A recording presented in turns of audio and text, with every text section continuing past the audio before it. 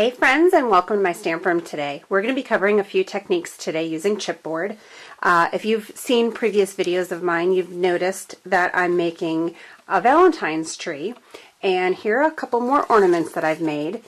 Over in December, I showed you how to make this yo-yo, and so now I've attached one to a chipboard heart, and then this is the one I'm going to show you how to make. First thing we're going to do, I have this chipboard heart. It came out of one of the packages of pre-cut chipboard that Stampin' Up sells.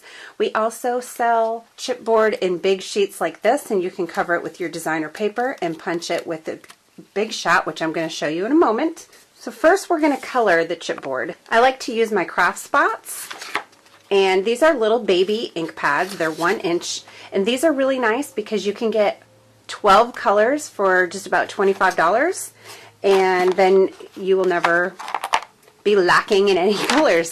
You'll have them all. And I always keep my re-inker on hand because these little pads can dry out pretty quickly. So I'll just show you how to re-ink them really quick. You just squeeze and kind of rub it around on the ink pad. And then I'm just going to dab it onto my chipboard. You can also just rub it.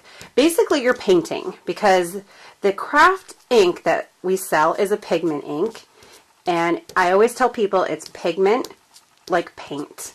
So it's thick, it's heavy, it stays wet for a while. You can stamp on walls, fabric, chipboard. It's also a permanent ink, so you know it will never fade. It won't run if you spill water on it. It doesn't matter because it won't do anything. Some people like it for scrapbooking because the color will never fade. I always tell everybody it's kind of up to you. I've been stamping in my scrapbooks for about 6 years, and I haven't noticed any fading of my ink that I've used. The regular classic ink pads has not faded yet. But if you're concerned about that, you would want to use the craft ink because you will be certain that it won't ever fade. Okay, now I can leave this to dry, and it will take a long time. It could take, 30, 45 minutes, something like that. I'm going to get my little powder pal, and I'm going to throw some clear embossing powder on my heart and get that fully covered here. And then I'm going to heat emboss it. Get my handy dandy Stampin' Up heat embossing tool. Now a lot of people ask me if they can use a hair dryer, and you can't because it doesn't get hot enough to actually melt the embossing powder. And it also blows too hard, and it could blow the embossing powder off your project. So Stampin' Up heat tool is perfect. I don't know if you can see, but it's starting to get a little bit darker here. That's because, let's see, turn it around here. It's getting darker on this side. That's because the powder is melting. Now there we go, a fully embossed heart. And you can see the difference. This is the same color here. This is not embossed, and this is embossed. It's just a little more shiny, and it's already dry. This one I had to wait half the morning. Now I'm going to show you how to make this embellishment here. I'm going to take just a little piece of chipboard that I've pre-cut, and I'm going to add my glue stick. I like Stampin' Up's glue sticks for this. Just give a pretty heavy coat. I'm going to lay my my pattern paper on top. This is from the Sending Love Designer Series paper. My big shot. I'm using the circle scallop number 2. I'm just going to lay it on top of this small scallop circle here. Sandwich my cutting pads.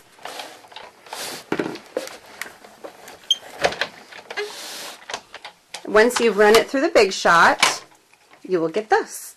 Oh, and I got a little boo-boo right there, so I am going to end up covering that up. Remember, there's never a mistake in stamping. You can always cover it up or have an opportunity for creativity. I've already stamped my little banner.